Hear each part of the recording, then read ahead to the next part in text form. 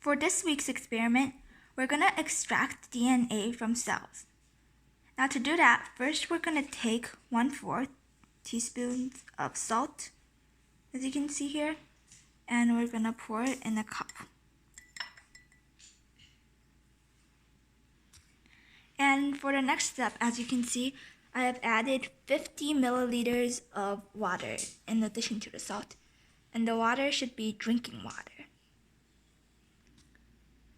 So now, as you can see, I've poured out 10 milliliters of alcohol, and it's 70% alcohol.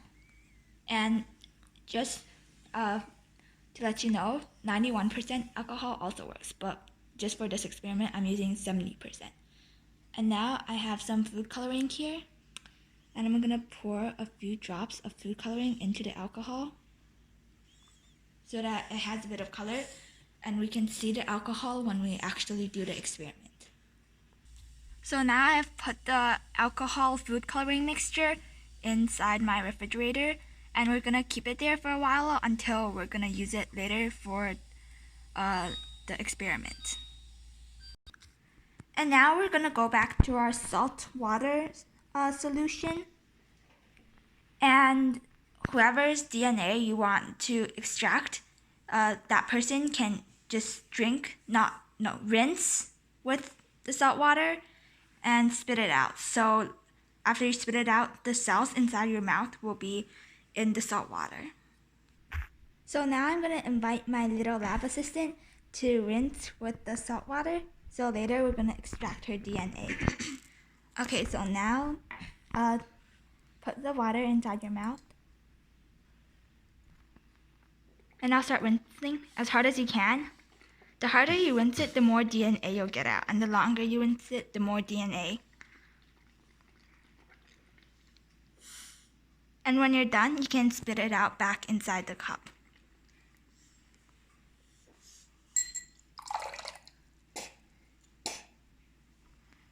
Okay, so now inside the cup, your cells are floating in there somewhere.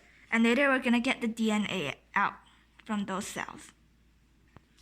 So now I have dripped a drop of dish soap onto the bottom of a cup, and I'm gonna take a spoon and just dip the back of the spoon onto the soap, so there's a tiny drop of dish soap at the back of the spoon. And I'm gonna put it in our mixture, and I'm gonna mix it up so there's soap in there too.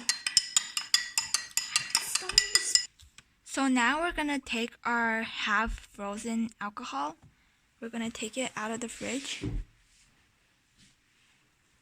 and we're gonna prepare to use it for our experiment. And now we're gonna take our alcohol and carefully pour it down the sides of the cup and into our mixture.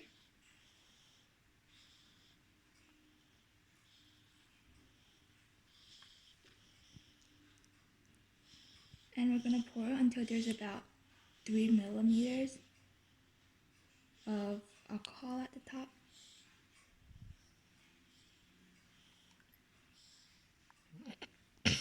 Okay, so that looks about enough. And now we're gonna just let it sit here a bit more, I think. Yep, and now we're just gonna let it sit for a while, and the DNA should precipitate out of the solution, and we should be able to see it in a while. Now, after a little while, we can see that the mixture has separated into different layers. So at the top, you can see the red food-colored alcohol. At the bottom, it's the water. And between the alcohol and the water, if you look closely, you may be able to see the layer of DNA. And while it's still, it's hard to see. So I'm gonna mix it up a bit so you can see the strands of DNA. So if you look right underneath the alcohol, you may be able to see the tiny strands that comes out when I mixed it. So that's the DNA. So to figure out what went on in that experiment, we're first gonna look at cell structure.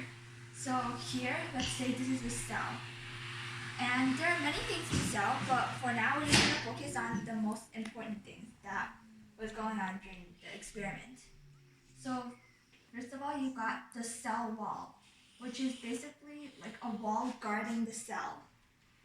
And if you look closer at the cell wall, you'll see that it has a structure like this.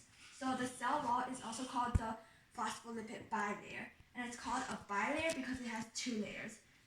One, these dot and squiggly things, they're hydrophilic, which means they're polar and they like water.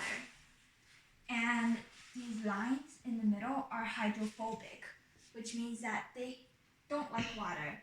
And things like fat and oil are hydrophobic. And over here you've got this protein because the hydrophilic and hydrophobic part keep things from getting out and in the cell. So most things, they're either hydrophilic or hydrophobic.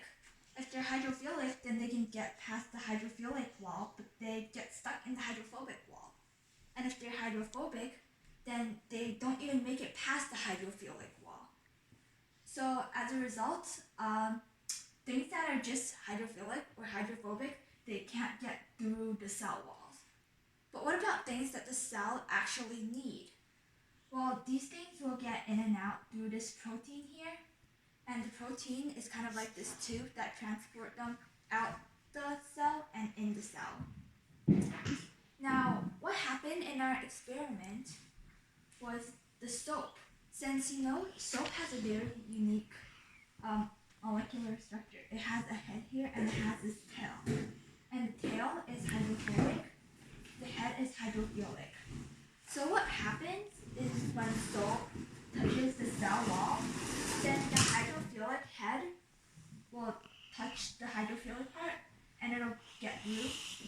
And when it gets to the hydrophobic part of the cell wall, it'll turn. So the hydrophobic head is in. So by turning around, it can kind of trick its way through the wall and into the cell.